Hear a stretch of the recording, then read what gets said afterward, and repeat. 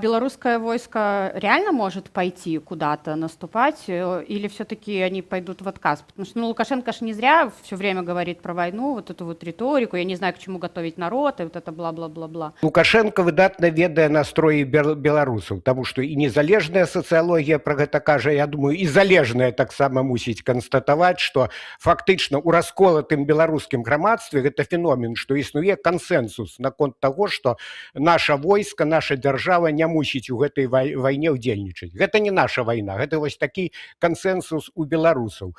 І калі ўявіць сабе, што беларускае войска ідзе на гэты ўкраінскі фронт, то па-першае, разаб'юць адразу, там баяздольных частак это некалькі тысяч, гэта сілы спецыяльных аперацый. Астатнія яны проста абсалютна не здатныя ваяваць, яны не падрыхтаваныя як след. Таму без сваёй вайсковай эліты застанецца Лукашенко. Многія б здаліся ў палон, потым калі б пайшоў гэты груз 200 ў Беларусь, гэта абурылася грамадства. Карацей, Лукашенко разумее, што гэта для яго палітычная і эканамічная катастрофа, бо калі украінцы паляць там порты за 1500 кіламетраў балтыйскі усть-лугу, то ўжо да мазырскага нафтаперапрацоўчага завода як двойчы два яны сваімі дронамі дацягнуцца. Таму гэта страшэнны сон для Лукашэнкі, ён гэтага абсалютна не хоча.